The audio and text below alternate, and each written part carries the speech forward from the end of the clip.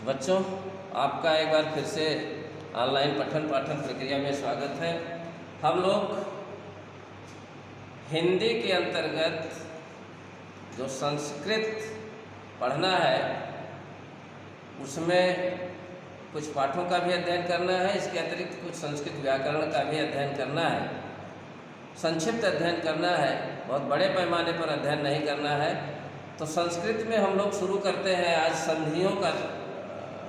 संधियों का अध्ययन करेंगे और संधि के बारे में थोड़ा सा हम लोग समझने का प्रयास करें। जब दो वर्ण मिलते हैं तो उनके बीच जो विकार उत्पन्न होता है उसको हम लोग संधि कहते हैं।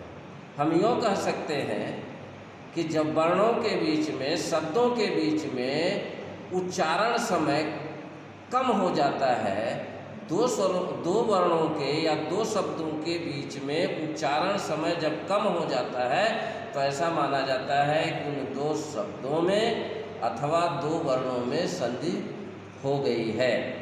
उदाहरण के लिए जब हम लोग कहते हैं कप ईश, दोनों का अलग अलग उच्चारण करेंगे तो कपि कहेंगे एक बार ईश कहेंगे, कप ईश कहेंगे।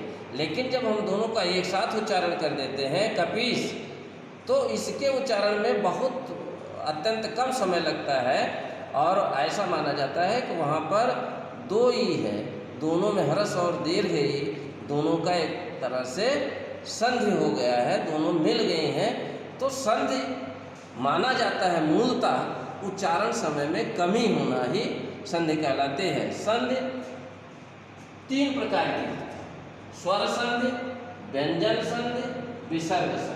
चूँकि हम लोगों के पाठ्यक्रम में सामान्य हिंदी हम लोग पढ़ेंगे, इसलिए सामान्य हिंदी के पाठ्यक्रम में हमें व्यंजन संधि और विसर्ग संधि का अध्ययन नहीं करना है। तो हम लोग स्वर संधि का ही अध्ययन करेंगे। और आज हम लोग जो अध्ययन करने वाले हैं, स्वर संधि के केवल दो संधियों के बारे में हम लोग अध्ययन करेंगे। तो दो संधियाँ जो है वह है, सबसे पहले जो संधि है इसमें हम लोग आज पढ़ने वाले हैं वह है, पहली संधि है दीर्घ संधि,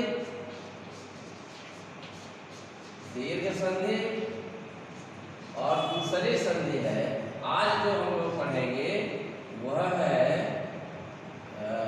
गुण संधि। गुण संधि, यद्यप संधियाँ स्वर संधि कई प्रकार की होती हैं, गुण संधि आज केवल इन दो संधियों का हम लोग अध्ययन करेंगे।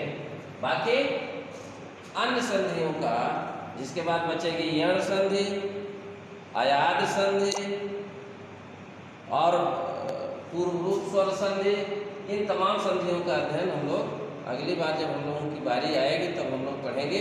तो आज हम लोग केवल पढ़ते हैं दीर्घ संधि के बारे में।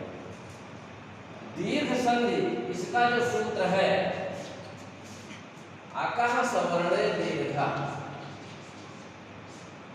अकः सवर्णे दीर्घा।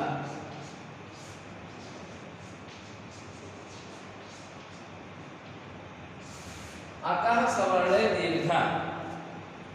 अक एक प्रत्याहार है। आप लोग माहेश्वर सूत्र पढ़े होंगे पाणिनि का, तो उसमें कुल 14 सूत्र है।